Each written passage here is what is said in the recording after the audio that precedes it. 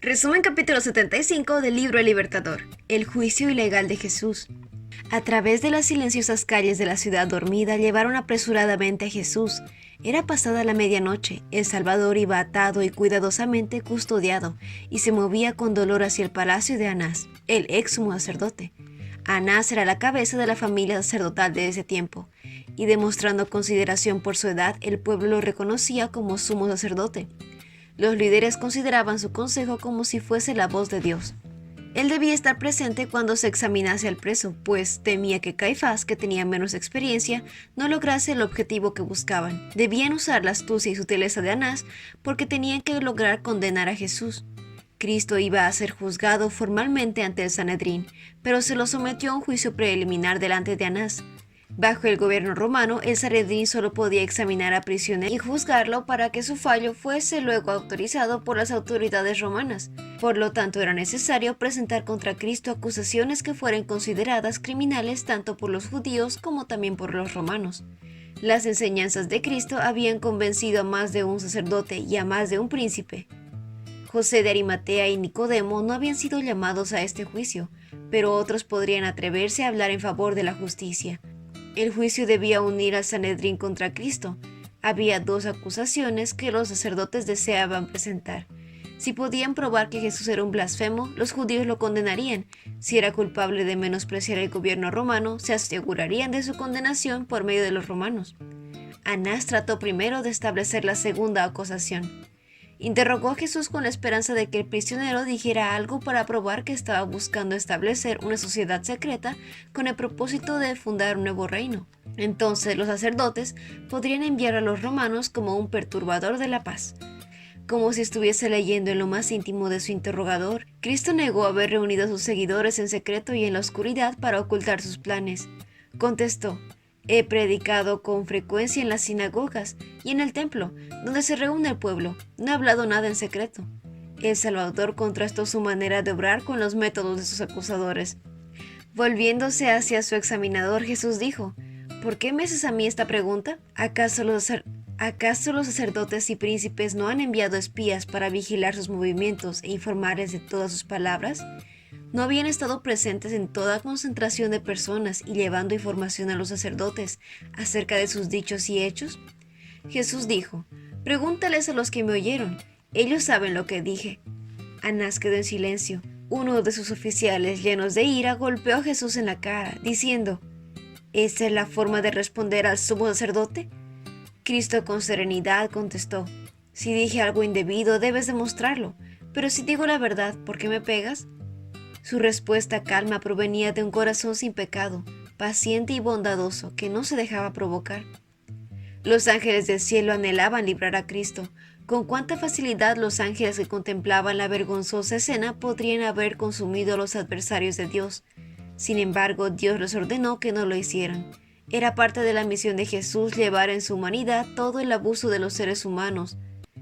Cristo no había dicho nada que pudiera darle ventaja a sus acusadores. No obstante, estaba atado, lo cual significa que estaba condenado, pero debía haber un juicio legal. Las autoridades estaban determinadas a hacer esto de forma rápida. Sabían que la gente tenía un gran aprecio por Jesús y temían que intentasen rescatarlo. Además, si la ejecución no ocurriría inmediatamente, tendría que retrasarse toda una semana por causa de la Pascua. Esto podría acabar con sus planes. Una semana de demora podría dar lugar a que hubiera una reacción. Sin embargo, en primer lugar, debían encontrar una acusación. Hasta ese momento no habían obtenido nada. Anás ordenó que Jesús fuera llevado a Caifás. Aunque carecía de fuerza de carácter, era completamente desalmado y estaba tan dispuesto como Anás a usar cualquier método necesario. Ahora era de madrugada y todo estaba oscuro. Con antorchas y linternas, la turba armada se dirigió junto a su prisionero hacia el palacio del sumo sacerdote.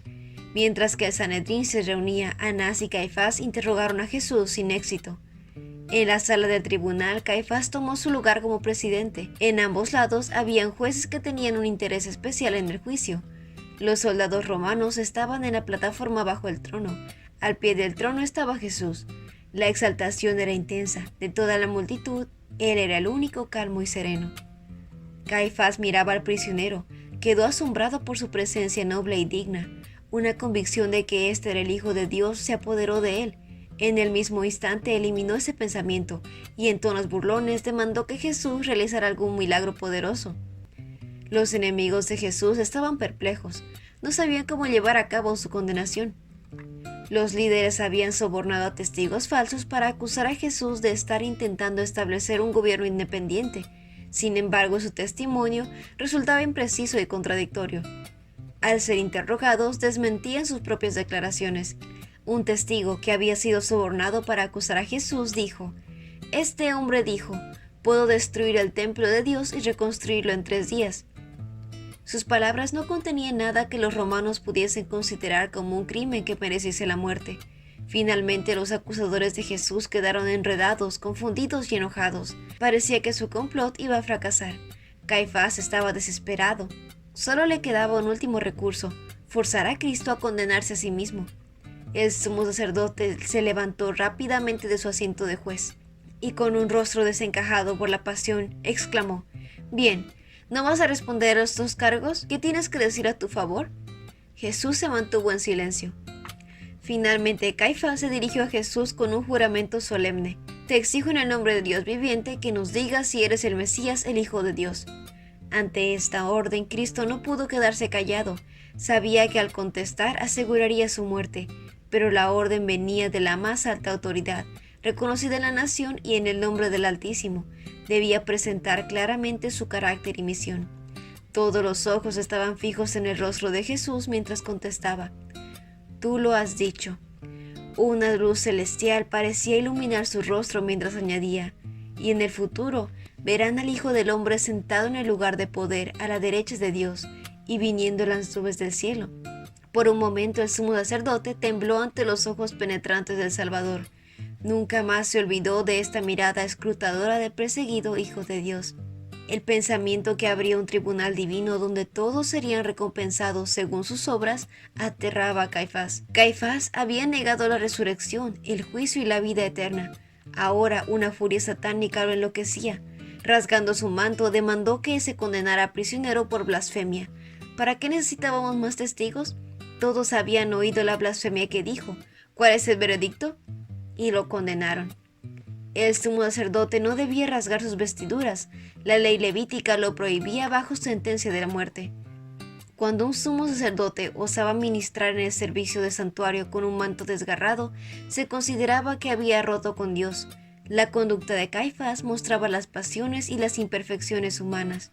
El Sanedrín había declarado a Jesús digno de muerte, pero era contrario a la ley judía juzgar a un preso de noche. Pasado por el patio abierto, Jesús fue llevado a la sala de la guardia, rodeado de gente que se burlaba de que se llamara a sí mismo el Hijo de Dios. Mientras esperaba su juicio legal en la guardia, Jesús estaba desprotegido, y la turba ignorante aprovechó la oportunidad para demostrar todos los elementos satánicos de su naturaleza. La presencia divina de Cristo los llenó de furia. La misericordia y la justicia fueron pisoteadas. Nunca un criminal fue tratado de forma tan inhumana como lo fue el Hijo de Dios. Pero ninguna mano enemiga podría haberle dado a Jesús el golpe que más dolor le causó. Mientras estaba siendo examinado ante Caifás, uno de los propios discípulos de Cristo lo había negado.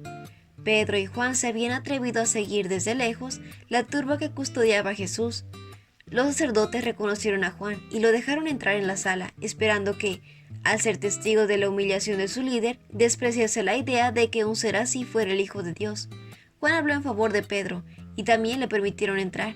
En el patio habían encendido un fuego a causa del frío, ya que era la hora justo antes del amanecer. La gente se había reunido alrededor del fuego, y atrevidamente Pedro se unió a ellos. Al mezclarse con la multitud, esperaba que lo confundieran con algunos de los que habían traído a Jesús a la sala de juicio. Pero la portera lo observó cuidadosamente. Se dio cuenta de la expresión de preocupación en su rostro y pensó que podía ser un discípulo de Jesús. Con curiosidad por saber si este era el caso, le dijo: «Tú eras uno de esos que estaba con Jesús, el Galileo». Pero Pedro se sorprendió y confundió. Hizo como que no entendía, pero ella insistió. Pedro sintió que tenía que contestar y dijo enojado: «No sé de qué hablas». Esta fue la primera negación e inmediatamente el gallo cantó. Alguien más llamó la atención hacia él, diciendo que era un seguidor de Jesús. Pero ahora declaró con un juramento: ni siquiera conozco al hombre. Pasó una hora más y un familiar cercano del hombre cuya oreja Pedro había cortado le preguntó: ¿no te vi en el huerto de los olivos con Jesús? Seguro que tú eres uno de ellos. Nos damos cuenta por el acento galileo que tienes. Al escuchar esto, Pedro se llenó de ira. Para poder engañar completamente a quienes lo cuestionaban y justificar la identidad que le habían asumido, Pedro ahora negó a su maestro con insultos y malas palabras. Nuevamente el gallo cantó. Pedro lo oyó y recordó las palabras de Jesús: antes de que el gallo cante, me negarás 3 veces. Mientras las depravadas groserías todavía estaban frescas en los labios de Pedro y el agudo canto del gallo resonaba en sus oídos, el Salvador se dio vuelta y miró directamente a su pobre discípulo. Al mismo tiempo, los ojos de Pedro fueron atraídos hacia los de su maestro. En aquel amable semblante percibió profunda compasión y dolor, pero nada de enojo. Ver ese rostro doliente y esos labios temblorosos atravesó su corazón como una flecha. Pedro se recordó de su promesa unas pocas horas antes, cuando el Señor le dijo que lo negaría 3 veces esa misma noche. Pero ahora se dio cuenta de cuán bien lo conocía su Señor por cómo había leído su corazón, cuya falsedad él mismo desconocía. Una marea de recuerdos se apoderó de él. El largo sufrimiento del Salvador, su paciencia, lo recordó todo. Reflexionó con horror en su propia ingratitud y su traición. Una vez más vio una mano irreverente darle una bofetada a su maestro. Incapaz de soportar la escena un segundo más, salió corriendo de la sala con el corazón quebrantado. Se adelantó rápidamente en la soledad y la oscuridad, sin saber a dónde iba, sin que le importara. Finalmente se encontró en el Getsemaní. Recordó con amargo remordimiento que Jesús había agonizado en oración solo. Recordó su solemne encargo: velen y oren para que no cedan ante la tentación. Era una tortura para su sangrante corazón saber que él había añadido una carga más pesada a la humillación y pena del Salvador. Pedro cayó sobre su rostro y deseó morir. Apenas se hizo el día, el Sanedrín se reunió nuevamente y una vez más Jesús fue traído a la sala de concilio. Se había declarado a sí mismo el Hijo de Dios, pero no podían condenarlo por esto, porque muchos no habían estado allí en la sesión nocturna y no habían oído sus palabras. Dijeron: «Dinos, ¿eres tú el Mesías?». Pero Cristo permaneció callado. Continuaron acosándolo con preguntas. Al fin respondió: «Si lo dijera no me creerían, y si yo les hiciera una pregunta, ustedes no me la contestarían».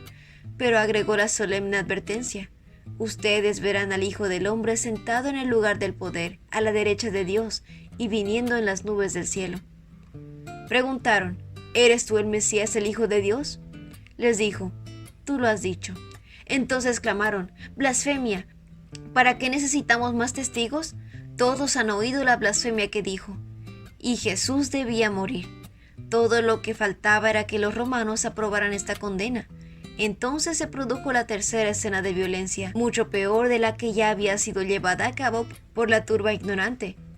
Ocurrió en la presencia misma de los sacerdotes y príncipes, con su aprobación. Cuando los jueces pronunciaron la condena de Jesús, una furia satánica se apoderó de la gente. La multitud comenzó a correr contra Jesús. Si no hubiese sido por los soldados romanos, él no habría vivido para ser colgado en la cruz. Hubiese sido despedazado. La autoridad romana intervino e impidió violencia de la turba por fuerza de las armas. Los paganos se enojaron por el brutal trato que recibía aquel contra quien nada se había aprobado. Los sacerdotes y príncipes se olvidaron de la dignidad de su oficio y deshonraron al Hijo de Dios con obscenidades. Se burlaron de su nacimiento. Declararon que, al proclamarse a sí mismo el Mesías, se hacía merecedor de la muerte más vergonzosa.